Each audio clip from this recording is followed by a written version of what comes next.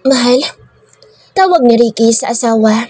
Tahimik na silang nakahiga at nagpapaantok. Tanong lang ni Marian. Nakapikit na siya.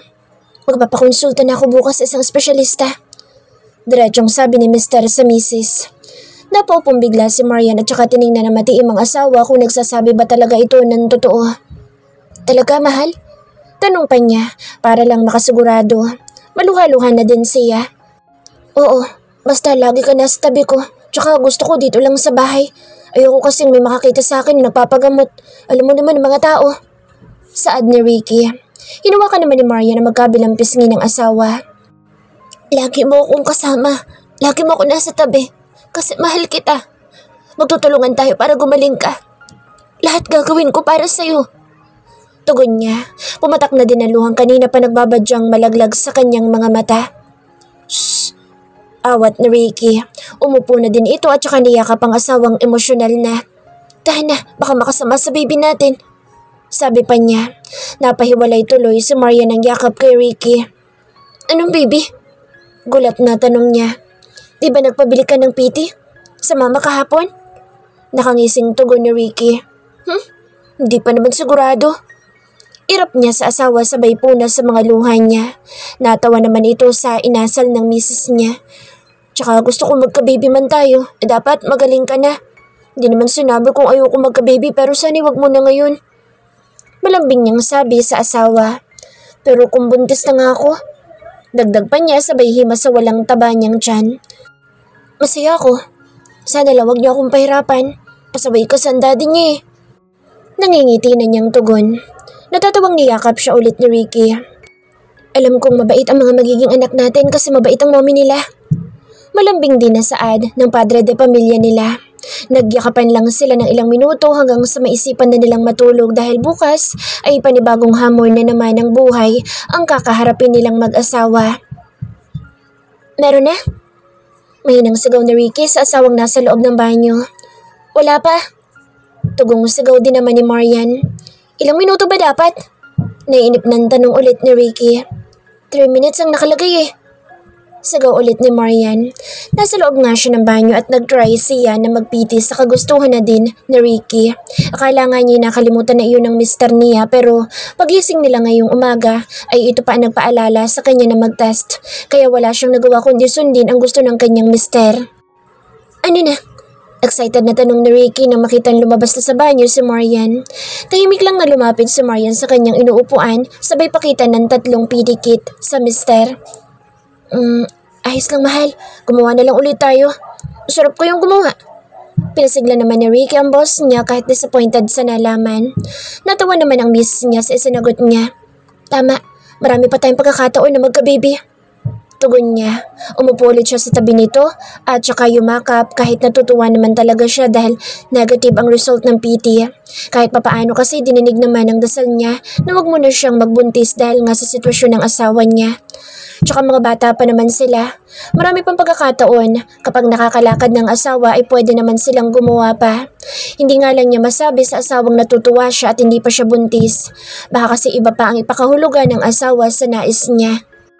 Pagkatapos nilang makamove on sa nalaman ay inalalayan na ni Marian si Ricky na makaupo sa wheelchair para madala niya sa garden. Araw-araw na kasi silang doon nagbe-breakfast mula nang sa guest room na sila natutulog. Magana na kami nag-aalmusal sa garden kasabay ang aking ina habang nagkukwentuhan at tawanan. Nagagalak naman ang puso ko dahil matagal din kaming hindi nagsabay-sabay kumain simula nang maaksidente si Ricky. Dalangin ko nga sana'y tuloy-tuloy na ang paggaling ng asawa para mas lubos na kaming sumaya, lalo na kung magkakaanak pa kami. Sinong kukunin nating psychiatrist, mahal? Tanong ni Ricky. Tapos na kaming kumain pero nandito pa kami sa garden at kumakain ng dessert na cake na binake ko kahapon. Kahit papaano'y nakakaalis na ako sa tabi ni Ricky kapag natutulog siya. Kailangan lang ay kapag alam kong malapit na siyang magising ay bumabalik na ako sa guest room para magisnan niya kung nasa loob pa din.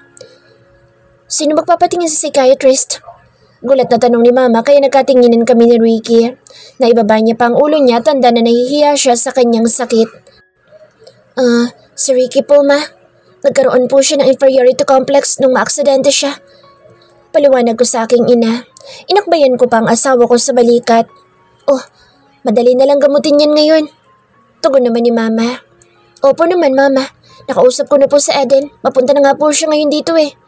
Saad ko sabay inom ng tubig na nasa baso. Kapatid ni Eva ang tinutukoy ko. Hindi na ako kumuha sa ospital nila Ricky. Kung si Eden kasi sigurado mapagkakatiwalaan namin. Ayaw kasi ni Ricky na malaman ng publiko ang sakit niya. Hindi pa nga alam ng pamilya at mga kaibigan niya ang gagawin namin pagkonsulta sa espesyalista sa pag-iisip. Tsaka na lang daw namin sasabihin ayon sa asawa ko. Sununod ko naman siya sa gusto niya. Mahal, kapatid yun ni Eva, kaya don't worry ha. Malambing kong saad sa asawa ko na nakayuko pa din at pinaglalaruan lang niya ang daliri sa kamay na nakapatong sa kandungan nito.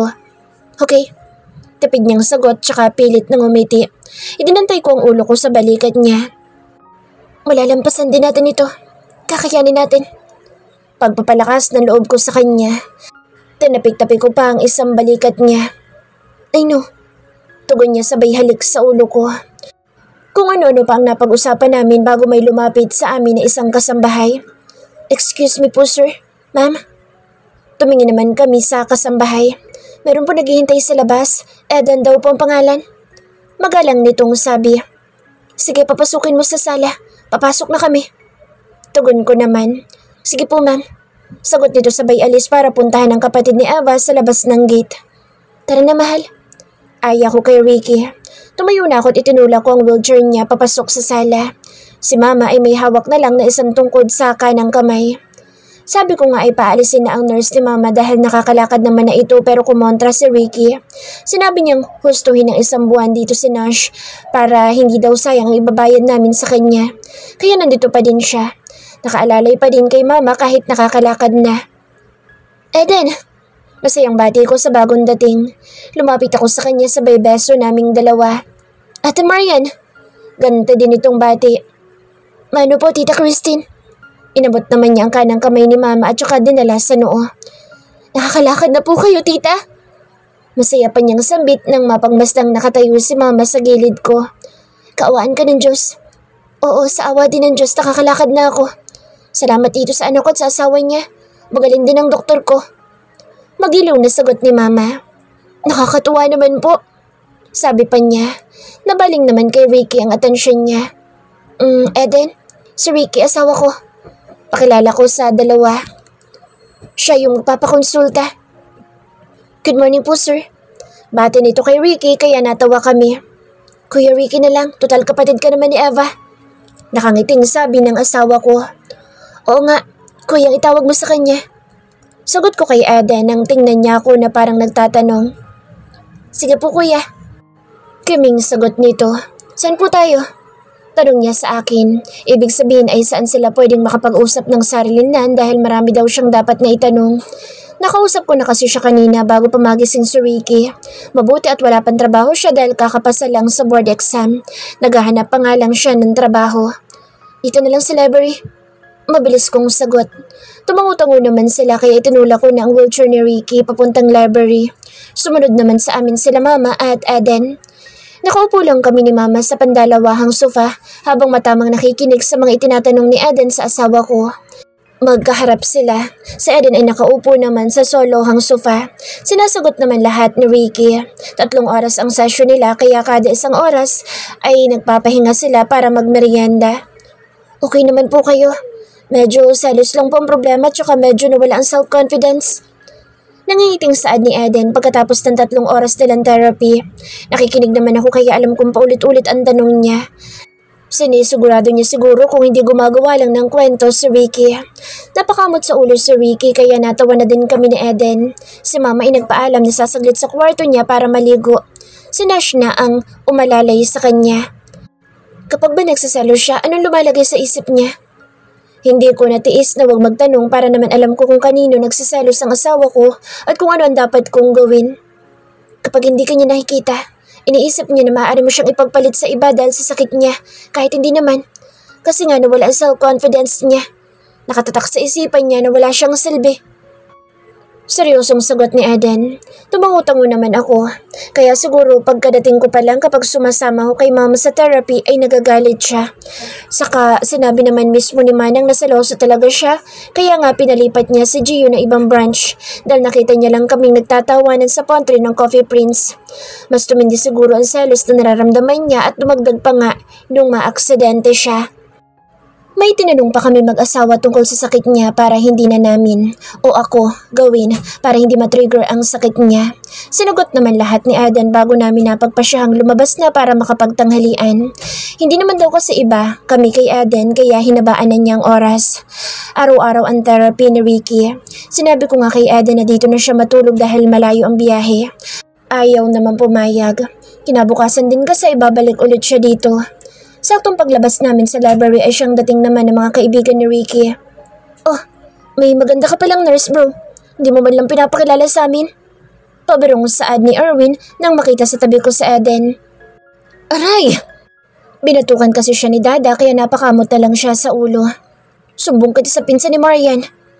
Pananakot pa nito, yung nakasalo ng bouquet ko nung kasalan tinutukoy ni Dada. Si Erwin kasi nakasalo ng garter na inihagis ni Ricky. Alam ko ngang nagkakamabutihan na yung dalawa pagkatapos ng kasal namin.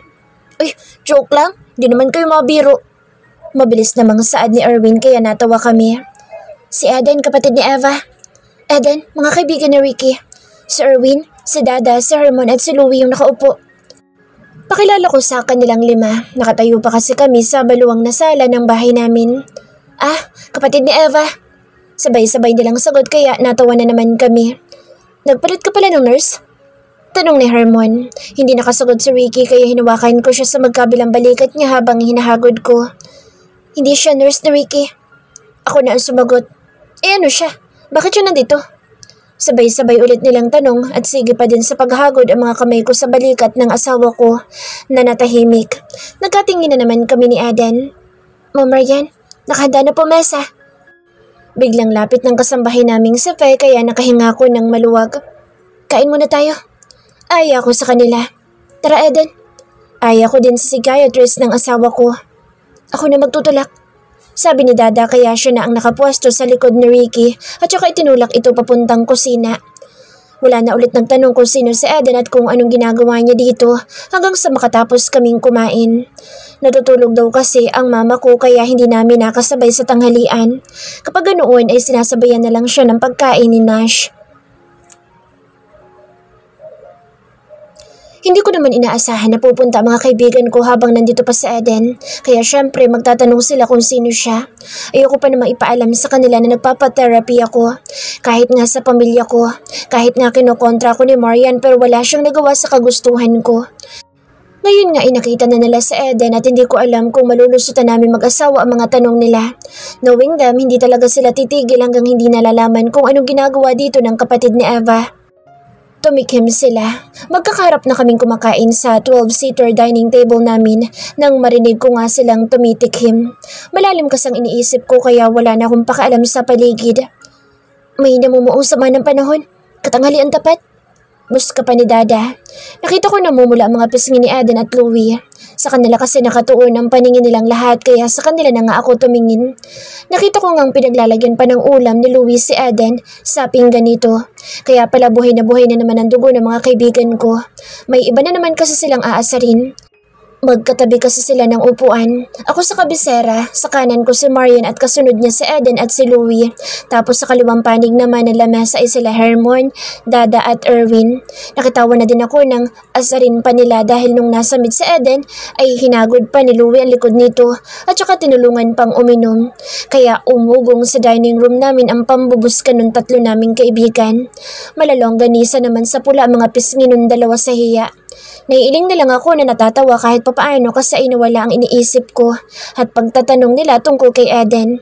Pero siguradong pagkatapos namin kumain ay hindi ako makakaligtas sa pag-uurirat nila. Binata ng ating bunso. Buska pa ni Hermon. Matanda kasi kaming 4 ng 1 taon kay Louie. Maaga kasi siyang ipinasok sa school ng kanyang mga magulang kaya nakatapos agad siya ng pag-aaral kesa sa mga kaedad niya. Pumapag-ibig? Sul-sul naman ni Erwin. Tama na nga yan. Baka kung ano isipin ni Eden sa atin. Sabay ni Louie sa pangaasar nun tatlo. Tahimik lang kasi ako nakikinig. Tumatawa kapag may nakakatawa sa sinasabi nun tatlong nakaupo sa kaliwa ko. Uy, concern! Nagsabay-sabay pa talaga silang tatlo kaya napuno na naman ng tawanan ang silid kainan namin. Nakikitawa din naman kami ni Marian pero hindi sumasali sa pangaasar nun tatlo. Pasensya ka na sa kanila. Hingin pa umanhin ni Louie kay Ada na hindi na nawala ang pamumula na magkabilang pisngi. Okay lang. Kaming sagot naman ni Adan. Ganyan lang talaga ang mga iyan. Pero mga CEO sila ng mga kumpanya nila. Singit naman ni Marian. Sinabi pa nito kung ano-anong kumpanya ang pag-aari nung apat kasama si Louie. Alam na siguro ni Adan ang kumpanya namin kaya hindi na sinabi ni Marian. Tumango-tango naman si Adan bilang sagot sa sinabi ni Marian. Tumahimik na nga sila hanggang sa matapos ang pagkain namin. Hinatid naman ni Marian sa Adan sa labas ng gate pagkapahinga namin. Dahil may nag-aabang na taxi sa kanya. May isang pasyente pa daw kasi siyang pupuntahan. Sumama pa nga si Louie sa paghatid kay Adan kaya tinukso na naman sila nun tatlo. Kami namang magkakaibigan ay dumiretso sa library. Kung ano-ano muna ang napag-usapan namin habang wala si Louie. Pagpasok naman niya ay nakangiting nakatingin sa cellphone niya kaya natatawa na naiiling lang kaming apat. Mukhang nakuha na niya ang cellphone number ni Adan. Ibig sabihin ay hindi ko din maitatago ang sakit ko kung malalaman ni Louie ang pinag-aralan ni Adan. Siyempre magiging getting to know each other muna sila panigurado. Tinamaan na talaga. Naiiling na saad ni Erwin. Bullseye. Tugon naman ni Hermon. Sino kaya maunang mabroken hearted sa dalawa? Seryosong tanong ni Dada kaya sumama ang tingin sa kanya ni Erwin kaya natawa kami. Si Louie ay busy pa din sa kakakalikot ng cellphone niya. Sa Marian, untag ko kay Louie. Tinapi ko pa sa balikat kaya nagulat ito. Pupuntahan niyo muna daw mama niya. Nautal pa ito sa pagsagot kaya tinawanan na lang namin ang pagkalito niya. Mami yan yung cellphone. Ito muna sa Ricky ang kausapin natin. Sabi ni Hermon na siyang tumatayong pinaka-leader namin. Siya sa amin pero buwan lang naman. August kasi siya pinanganak. Ako September, si Dada October, si Erwin naman November ng same year tapos si Louie ang March ng sumunod na taon na. Kaya siya ang pinakabata sa amin. Huminga muna ako ng malalim dahil akala ko ay makakaligtas na ako sa pang-uusisa nila. Humanap lang pala sila ng tiyempo. Umayos na nga sila ng upo.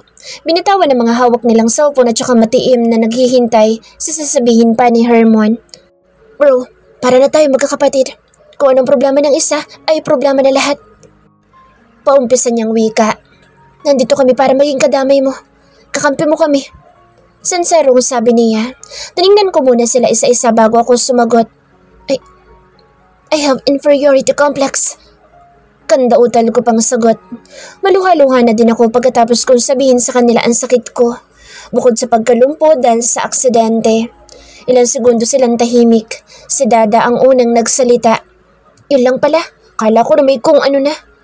Bulalas pa niyang sabi. Simpleng sakit lang yun. Madaling gamutin. Sagot naman ni Erwin. Bakit parang nahihiya ka pa sa aming malaman namin? Tanong naman ni Louie. Alam na ba ng pamilya mo? Tanong ni Hermon.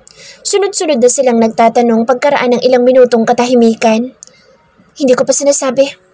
Tugon ko na may kasamang pag-iling pa. Ayoko mag-alala sila. Dapat nga hindi ko din sasabihin sa inyo. Nahuli nyo lang din na nandito sa Eden. Pagtatapat ko sa kanila. Grabe ka naman bro. Para naman tayo mag-iiba eh. High school pa lang magkakatabi na tayo sa pagtulog. Bakit ka naman mahihiya sa amin? Kanya-kanya na sila ng komento dahil sa sinabi ko. Malalim muna ako na pabuntong hininga. Sasabihin ko naman sa inyo eh. Kaya lang ang gusto ko, yung magaling na ako. Saka ko ipapaalam sa inyo. Kaya nga dito na ako nagpa-therapy sa bahay para walang masyadong makaalam eh. Baka kasi malaman ng mga taga-media. Mabalita pa. Tsaka yung sikreto namin pagpapakasal ni Marian baka maungkat pa. Mahaba akong paliwanag. Ano naman palagay mo sa amin mga Diyosmoso? Hindi naman sa ganoon, nag-iingat lang kami mag-asawa. Pero bro, payong kapatid lang. Dapat din malaman ng pamilya mo ang sakit mo. Kasi wala naman dadamay sa atin kundi sila lang. Tsaka ano naman ang ikatatakot mo eh, madali namang gamutin ang sakit mo. Senserong sabi ni Dada. May point din naman si Ricky mga bro. Alam niyo naman dito sa Pinas kapag nalamang nagpapakonsulta ka sa isang psychiatrist, akalain nilang may tililing ka na. Paliwanag din ni Erwin. Tumangutango lang kami ni Louie. At sa bagay, Pero ipaalam mo na din sa pamilya mo. Tsaka wala kang dapat na ipag-alala sa amin bro. Kami pa ba? Wika ni Hermon. Ano yun? Gulat na tanong namin sa isa't isa. Nagkatinginan pa nga kami dahil may narinig kaming kumaluskos. Hindi naman namin alam kung saang gawi, kaya tumahimik kami sandali. Sige mga bro, mamaya sasabihin ko na sa pamilya ko. Nakangiting tugon ko. Ipinagsawalang bahala na lang namin ang aming narinig na ingay. Tinapik-tapik pa ni Louie at Erwin ang magkabilang balikat ko dahil sila ang mga katabi ko. Pagkatapos ng usapan tungkol sa akin ay napunta na ulit kami kay Louie. Tinutokso siya kung nakuha na ba niya ang cellphone number ni Eden. Nangingiti naman ito sumagot na si Marian daw nagbigay sa kanya. Tanext na nga daw niya ang dalaga pero wala pang reply kaya umugong ulit ang kantsawan at tuksuhan sa silid na aming kinaroroonan. Hindi ko na nga pala natanong kung anong ginagawa nila dito ay Miyerkules ngayon. Siguradong may mga trabaho sila. Umalis lang sila nung merienda ng 3:00 ng hapon. Wala naman akong dapat ipangamba sa kanila dahil napatunayan na naming mga tapat kaming magkakaibigan.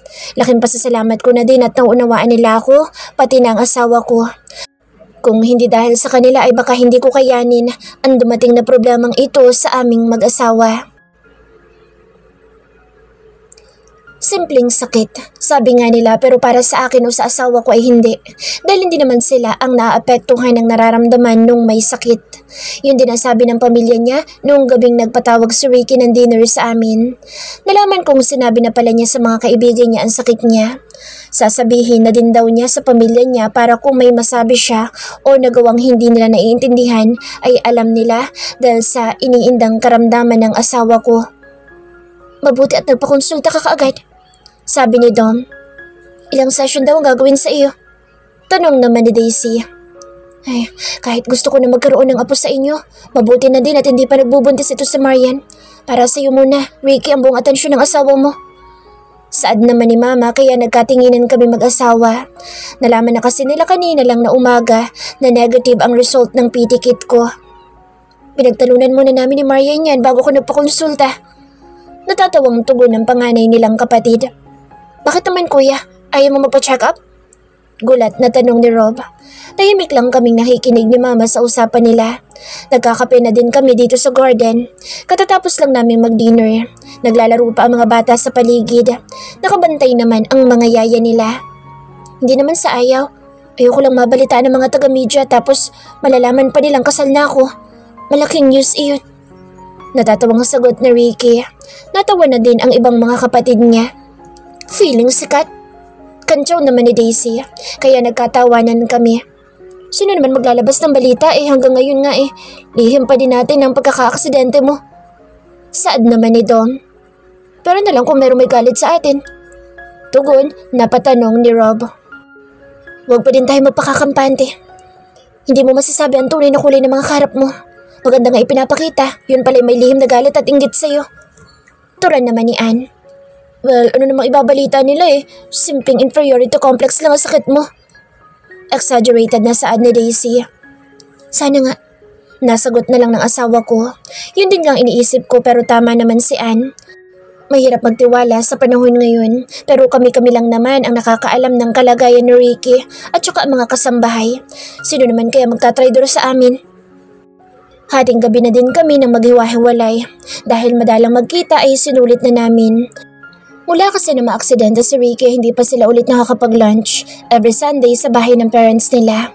Nag-out of the country din kasi sila Damataan. Kakauwi lang nila nung isang araw kaya tiyempo namang nagpatawag si Ricky ng dinner. Salamat, mahal. Malambing na saad ni Ricky sa akin. Magkatabi na kaming nakahiga habang magkayakap. Nakaunan ulit ako sa braso niya habang ang kaliwang kamay ko ay nasa flat pa din niyang tiyan. Mabuti at hindi siya nagkakataba kahit kain tulog lang ginagawa niya maghapon. Salamat saan? Natatawang tanong ko naman. Sa sakripisyo mo. Akala ko ako mag-aalaga sa'yo kasi ako ang lalaki. Tapos, nakalakad nga si Mama, ako naman ang pumalit na alagain mo. Hindi na natapos ang paghihirap mo. Emosyonal na sagot naman niya. Hinawakan ko ang kanang pisngi niya, saka hinimas ng thumb finger ko. Mahal kita, tsaka yun ang sinumpaan natin nung kinasal tayo. For better or for worse. Masuyong tugon ko naman. Talaga nga yata ang pag-aalaga ko sa naaksidente ang papel ko sa buhay. Natatawang dugtong ko, kaya natawa kaming dalawa.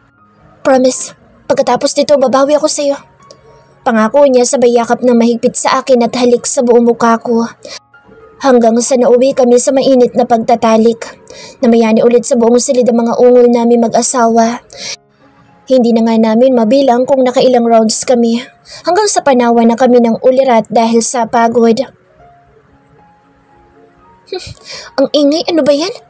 Reklamo ko dahil nastorbo ang tulog ko sa pag-ring ng cellphone at katok sa pinto ng tinutulugan namin.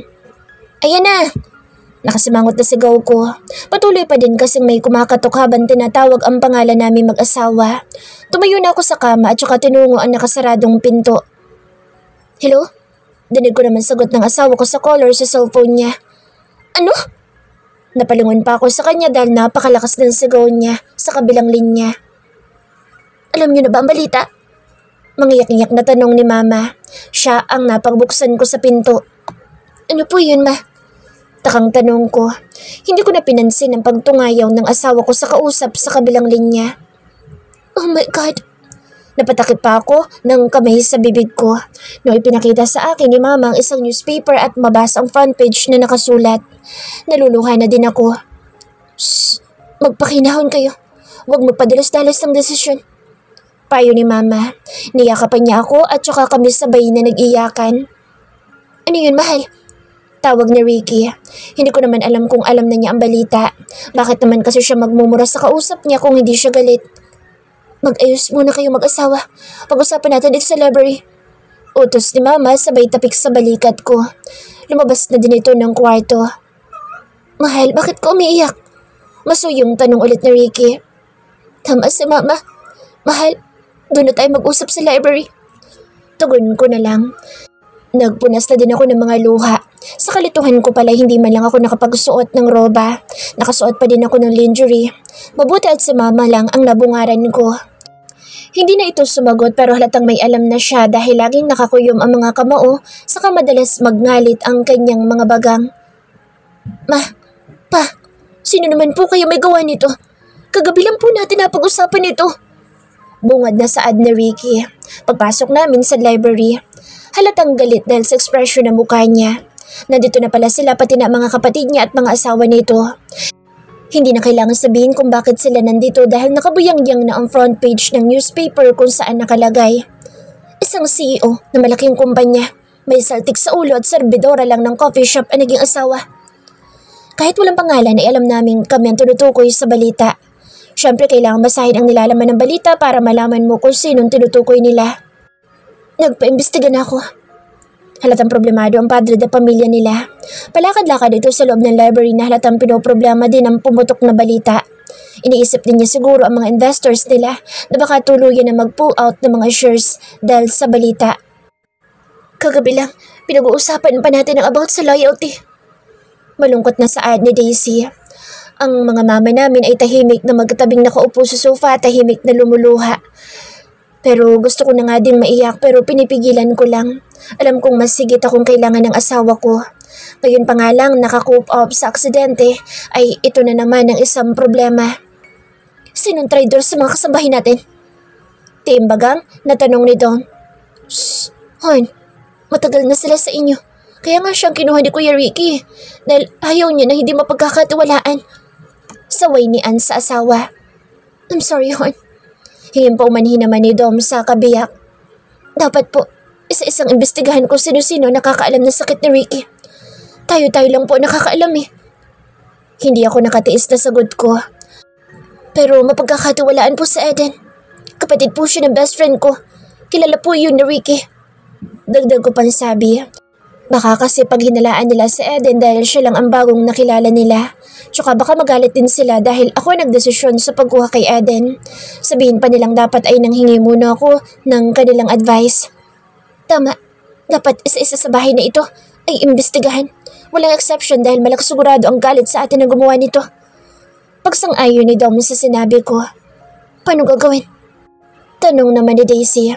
Sinabi naman ni Dom ang balak niya. Nagbigay din kami ng opinyon hanggang sa makabuo ng plano para mahuli ang traidor sa pamilya. Wala naman kasi ibang nakakaalam sa labas kaya bakit ilalayo pa ang pag-iimbestiga? Hindi pa kami nagtatagal sa pag-uusap ng pamilya ko ay magkakasunod na dumating naman ang mga kaibigan ko at sa Eden. Sinundo siguro ni Louie at walang kantsawan na nangyari sa kanilang dalawa dahil sa problemang bumulaga sa amin ngayong umaga. Siyempre, kilala na sila kaya pinapasok na sila ng mga kasambahay namin hanggang dito sa library. Tito, titas, bati nila, isa-isa, sabay bigay ng paggalang sa mga magulang namin ni Marian. Seryoso lang kami nagpingkian ng mga kamao bilang pagbati. Kahapon lang, yun ang pinag-uusapan natin, di ba? Saad ni Hermon. Naganap na din na mauupuan ang ibang mga kaibigan ko. Yun na nga tapos nakalabas agad? Salubong ang kilay na tanong ko. Naaburido na nga ako pero pinipigilan ko lang dahil iniisip ko din ang asawa kong halatang problemado na din. Nakikita ko na ding nangingilid na ang kanyang mga luha. Gusto ko na nga magwala pero nakatulong ang bili ni Eden kahapon na ikalma ang sarili bago gumawa ng aksyon. Mag-inhale, exhale para kumalma.